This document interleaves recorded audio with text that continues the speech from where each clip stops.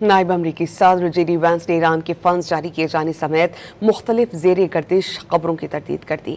Social media पर JD Vance ने लिखा कि ईरान को सिर्फ मुआहिदे पर दस्तखत करने या किसी मुलाकात में शिरकत करने के बदले कोई रकम नहीं मिल रही और ना ही कोई फंड जारी किए जा रहे हैं। ये मुआहिदा इस तरह किया जा रहा है कि अमरीका और उसके इत्तेहादियों के खदशात को तरजीह दी जाए और अगर ईरान अपनी जिम्मेदारियां पूरी करता है तो फिर उसे पूरे खित्ते को मुआशी फवायद हासिल होंगे।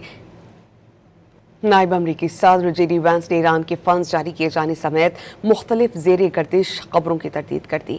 सोशल मीडिया पर जेडी वैंस ने लिखा कि ईरान को सिर्फ मुआहिदे पर दस्तखत करने या किसी मुलाकात में शिरकत करने के बदले कोई रकम नहीं मिल रही और ना ही कोई फंड जारी किए जा रहे हैं।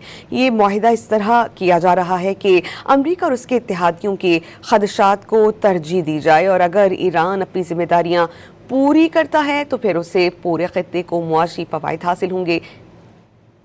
नायब अमरीकी सदर जेडी वैंस ने ईरान के फंड्स जारी किए जाने समेत मुख्तलिफ ज़ेर गर्दिश खबरों की तरदीद कर दी। सोशल मीडिया पर जेडी वैंस ने लिखा कि ईरान को सिर्फ मुआहिदे पर दस्तखत करने या किसी मुलाकात में शिरकत करने के बदले कोई रकम नहीं मिल रही और ना ही कोई फंड जारी किए जा रहे हैं। ये मुआहिदा इस तरह किया जा रहा है कि अमरीका और उसके इत्तेहादियों के खदशात को तरजीह दी जाए और अगर ईरान अपनी जिम्मेदारियां पूरी करता है तो फिर उसे पूरे खित्ते को मुआशी फवायद हासिल होंगे।